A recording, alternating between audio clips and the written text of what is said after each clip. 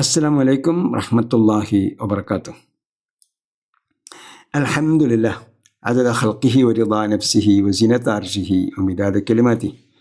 അല്ലാഹുമ്മ സ്വല്ലി വസല്ലിം വബാരിക് അലാ നബിയ്യിന മുഹമ്മദ് വഅലാ ആലിഹി വസഹ്ബിഹി അജ്മഈൻ. ഖുർആൻ പഠനത്തിൻ്റെ എൾപ്പൊഴി 48-ാം ദിവസം.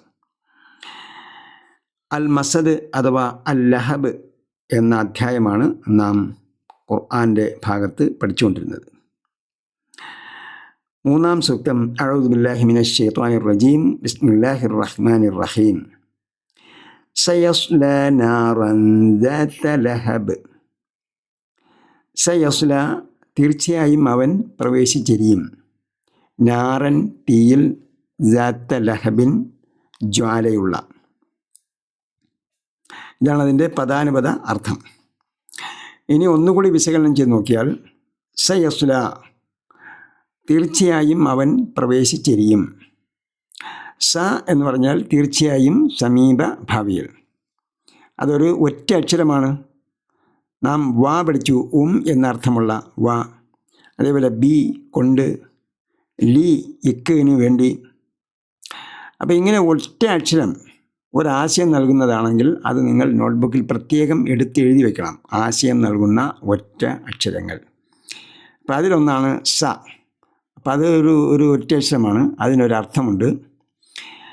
സ്വാഭാവികമായും അടുത്ത പദത്തിലേക്ക് ചേർന്ന് വരുമ്പോൾ മാത്രമേ അതിൻ്റെ അർത്ഥം പൂർത്തിയാകുകയുള്ളൂ. അത് മറ്റൊരു കാര്യം. പക്ഷേ അതിനൊരു അർത്ഥമുണ്ട്. സ എന്നത് ഒറ്റ അക്ഷരമാണ്, അതിനൊരർത്ഥമുണ്ട്. അപ്പോൾ ആ ഒറ്റ അക്ഷരങ്ങൾ തൊട്ടടുത്ത പദത്തോടൊപ്പം ചേർന്നേ വരികയുള്ളൂ എന്നും നാം പല പ്രാവശ്യം പഠിച്ചിട്ടുണ്ട്. അതുകൊണ്ടാണ് യസ്ല എന്ന പദത്തോടൊപ്പം ചേർന്ന് അത് വന്നിരിക്കുന്നത്.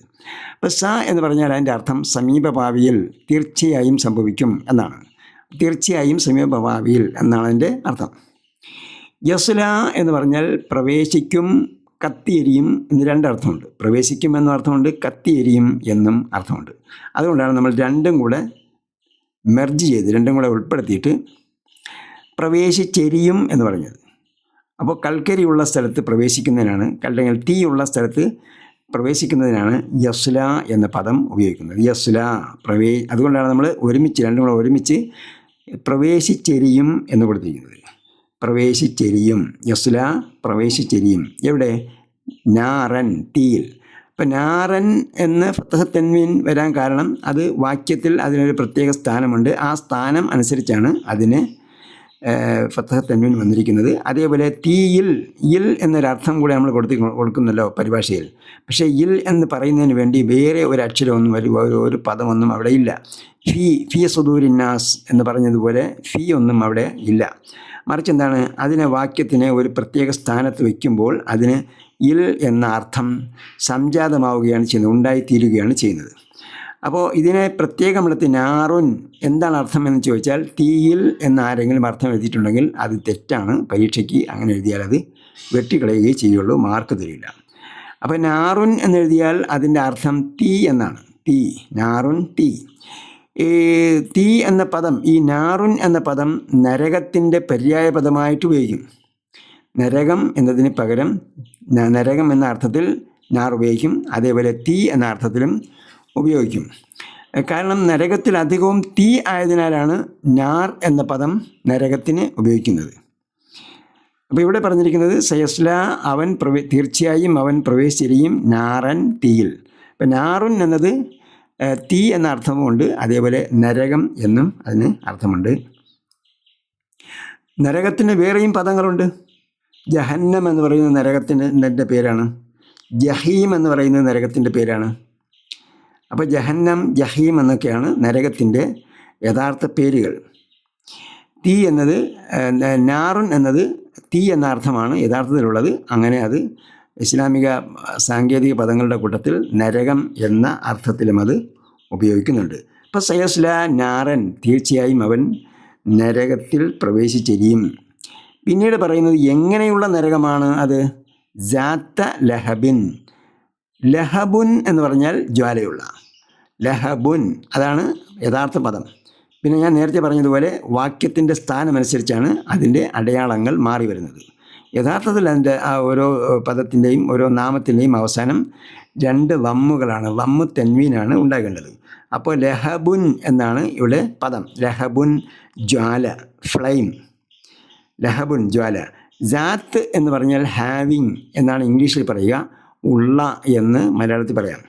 അപ്പോൾ ജാത്ത് എന്ന് പറഞ്ഞത് അതൊരു സ്ത്രീലിംഗ പദപ്രയോഗമാണ്. ജാത്ത എന്ന് പറയുന്നത് ഒരു സ്ത്രീലിംഗ പദ പ്രയോഗമാണ്. അതിൻ്റെ പുല്ലിംഗം എന്നത് ജാ എന്ന് വരാം, ജി എന്ന് വരാം, ദൂ എന്ന് വരാം. അപ്പോൾ ജാ, ജി, ദൂ എന്നതാണ് അതിൻ്റെ പുല്ലിംഗ രൂപങ്ങൾ. സ്ത്രീലിംഗ രൂപം ജാത്ത എന്നതാണ്. അപ്പം നമുക്ക് എളുപ്പത്തിൽ പറഞ്ഞ് ഓർമ്മിച്ച് വയ്ക്കാൻ വേണ്ടി ഞാൻ സാധാരണ ക്ലാസ്സിൽ പറയാറുള്ള ഒരു ഉദാഹരണമാണ് ജാ, ജി, ദൂ എന്നത് 3 സഹോദരന്മാരാണ്. അതിന് അവർക്ക് ഒരു സഹോദരിയേ ഉള്ളൂ. അതെന്താണ്? ജാത്ത് എന്നാണ്. ജാത്ത എന്നതാണ് ആ സഹോദരിയുടെ പേര്. അപ്പോൾ ജാത്ത എന്നത് സഹോദരിയാണ്. ആ ജാത്തയ്ക്ക് 3 സഹോദരന്മാരുണ്ട്. അത് ജാ, ജി, ദൂ എന്നതാണ്. നമ്മൾ ഓർമ്മിച്ച് വയ്ക്കുക. പക്ഷേ ഇത് ജാ, ജി, ദൂ, ജാത്ത എന്ന് പറയുന്നത് എല്ലാം ഒറ്റ പദമാണ്. ഞാനത് നിങ്ങൾക്ക് ഓർമ്മിച്ച് വയ്ക്കാൻ വേണ്ടി പറഞ്ഞതേ ഉള്ളൂ. അപ്പോൾ ജാ, ജി, ദൂ എന്നത് 3 സഹോദരന്മാരാണ്. ജാത്ത ഒരു സഹോദരിയാണ്. എല്ലാത്തിൻ്റെ അർത്ഥം എന്താ? ഉള്ള, ഹാവിങ് എന്നാണ് എൻ്റെ അർത്ഥം. അപ്പം ജാത്ത ലഹബിൻ ജ്വാലയുള്ള, ജാത്ത ലഹബിൻ ജ്വാലയുള്ള. അപ്പം സയസ്ല നാരൻ, തീർച്ചയായും അവൻ നരകത്തിൽ പ്രവേശിച്ചെരിയും. ജാത്ത ലഹബിൻ ജ്വാലയുള്ള. അപ്പോൾ ഇവിടെ പറഞ്ഞു വന്നത് അബൂലഹബിനെ കുറിച്ചാണല്ലോ. നബി സല്ലല്ലാഹു അലൈഹി വസല്ലമയുടെ മൂത്താപ്പമാരിൽ ഒരാളാണ് അബൂലഹബ്. അബൂലഹബിൻ്റെ അബ്ദുൽ ഉസ്സ എന്നാണ് അബൂലഹബിൻ്റെ ഒറിജിനൽ പേര്. അപ്പോൾ അബ്ദുൽ ഉസ്സ എന്ന പേര് ഖുർആൻ ഉപയോഗിച്ചിട്ടില്ല. കാരണം എന്താണ്? അത് ഷിർക്ക് കലർന്ന പേരാണ്. അബ്ദുൽ ഉസ്സ എന്ന പദം എന്ന പേര് ഷിർക്ക് കലർന്ന പേരായതുകൊണ്ട് ഖുർആൻ അബ്ദുൽ ഉസ്സയുടെ പേര് ഉപയോഗിച്ചിട്ടില്ല. മറിച്ച് എന്താണ്? അബൂലഹബ് എന്ന് അദ്ദേഹത്തിന് ഒരു പേരുണ്ട്. അബൂലഹബ് എന്നൊരു വിളിപ്പേരുണ്ട്. അബൂലഹബ് എന്ന് അദ്ദേഹത്തെ ജനങ്ങൾ വിളിക്കും. കാരണം നല്ല പ്രഭാപൂരിതമായ മുഖമാണ് അബൂലഹബിനുള്ളത്. അപ്പോൾ തിളങ്ങുന്ന മുഖം ഉള്ളവൻ എന്ന അർത്ഥത്തിൽ ജ്വാലയുടെ മുഖൻ, ജ്വാലാമുഖൻ എന്ന് ജനങ്ങൾ അദ്ദേഹത്തെ വിളിക്കാറുണ്ട്. ആ പേരാണ് ഇവിടെ ഖുർആൻ എടുത്തു പറഞ്ഞിരിക്കുന്നത്. ഇതാണ് ഒരു കാരണം. അപ്പോൾ എന്തുകൊണ്ടാണ് ഖുർആൻ അങ്ങനെ പേര് പറയാതിരുന്നത് എന്ന് ചോദിച്ചാൽ, ഒന്നാമത്തെ കാരണം അബ്ദുൽ ഉസ്സ എന്ന പേര് ഷിർക്ക് പരമായ പേരായതുകൊണ്ട് ഖുർആൻ ഉപയോഗിച്ചിട്ടില്ല എന്ന് പണ്ഡിതന്മാർ പറഞ്ഞ അഭിപ്രായങ്ങളാണ് ഞാൻ പറയുന്നത്. പകരം ജ്വാലാമുഖൻ എന്ന് ജനങ്ങൾ അദ്ദേഹത്തെ വിളിക്കാറുണ്ടായിരുന്നു. ആ പേരാണ് ഇവിടെ ഖുർആൻ പരാമർശിച്ചിരിക്കുന്നത്. അത് മറ്റൊരു ആവശ്യത്തിന് കൂടിയാണ്. അപ്പോൾ അയാൾ ജാത്ത ലഹബ്, ജ്വാലാമുഖൻ എന്നറിയപ്പെടുന്നത് കൊണ്ട്, ജ്വാലാമുഖൻ എന്ന് അദ്ദേഹത്തെ വിളിക്കപ്പെടുന്നതുകൊണ്ട് ഈ ജ്വാലയിൽ പ്രവേശിച്ചെരിയുമ്പോൾ നാറ് ഉണ്ടല്ലോ, നരകത്തിൽ പ്രവേശിച്ചെരിയുന്ന ആളാണല്ലോ. അപ്പം നരകത്തിൽ പ്രവേശിച്ചെരിയുന്ന ആളെ, ആ ജ്വാലാമുഖൻ എന്ന് വിളിക്കപ്പെടുന്ന ഈ വ്യക്തി എവിടെ പോകാനുള്ള ആളാണ്? യഥാർത്ഥത്തിൽ നരകത്തിൽ പോകാനുള്ള ആളാണ് ജ്വാലാമുഖൻ. അയാൾ ഒരുപാട് സന്തോഷിക്കുകയൊന്നും വേണ്ട, മറിച്ച് എന്താണ്? അയാൾ നരകത്തിൽ പ്രവേശിക്കാൻ പോകുന്ന ആളാണ്. ഇപ്പം നരകത്തിൽ പ്രവേശിക്കാൻ പോകുന്ന ആളാണ് എന്ന ആശയം ദ്യോതിപ്പിക്കുന്നതിന് കൂടുതൽ പ്രൊജക്ഷൻ നടന്ന് കൂടുതൽ മികച്ചു വരുന്നതിനാണ് എന്ത് ചെയ്തിരിക്കുന്നത്? ഈ അബ്ദുൽ ഉസ്സ എന്ന പേരിന് പകരം അബൂലഹബ് എന്ന പേര് ഉപയോഗിച്ചിരിക്കുന്നത്. അതുകൊണ്ടാണ് അയാൾ. അപ്പോൾ അബൂലഹബ് എന്നത് അബൂലഹബ് എന്നാണ് അദ്ദേഹത്തെ ജനങ്ങൾ വിളിക്കുന്നത്. അപ്പോൾ ജ്വാലാമുഖൻ എന്നാണ് അദ്ദേഹത്തെ വിളിക്കുന്നത്. കാരണം എന്താണ്? ജാത്ത ലഹബിൽ അദ്ദേഹം പോവുകയാണ്. നാറൻ ജാത്ത ലഹബിൽ അദ്ദേഹം പ്രവേശിക്കാൻ പോവുകയാണ്. അപ്പോൾ ഇതാണ് അതിൻ്റെ കാരണം.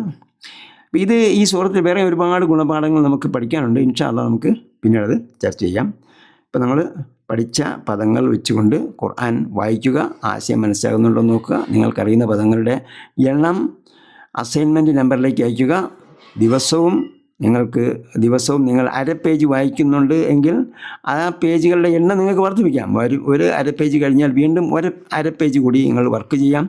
വീണ്ടും നിങ്ങൾ അത് വർക്ക് ചെയ്യുന്നുണ്ടെങ്കിൽ അസൈൻമെൻറ്റ് നമ്പറിലേക്ക് നിങ്ങൾക്ക് അയക്കാം. കൂടുതൽ വായിക്കുകയും ആശയം മനസ്സിലാക്കി വായിക്കുകയും അത് ആശയത്തെക്കുറിച്ച് ചിന്തിക്കുകയും ചെയ്താൽ നിങ്ങൾക്ക് വളരെ എളുപ്പത്തിൽ ഖുർആൻ മനസ്സിലാകും. അല്ലാഹ് സുബ്ഹാനഹു വ തആല തൗഫീഖ് നൽകട്ടെ. സുബ്ഹാനല്ലാഹി ബിഹംദിഹി സുബ്ഹാനകല്ലാഹുമ്മ ബിഹംദിക് നശ്ഹദു അല്ലാ ഇലാഹ ഇല്ല അൻത വ നസ്തഗ്ഫിറുക വ നതൂബു ഇലൈക്. സ്വല്ലല്ലാഹു തആല വസല്ലം അലാ ഖൈരി ഖൽഖി മുഹമ്മദ് വ അലാ ആലിഹി വസഹ്ബിഹി അജ്മഈൻ. വൽഹംദുലില്ലാഹി റബ്ബിൽ ആലമീൻ. വസ്സലാമു അലൈക്കും വറഹ്മത്തുള്ളാഹി വബറകാതുഹു.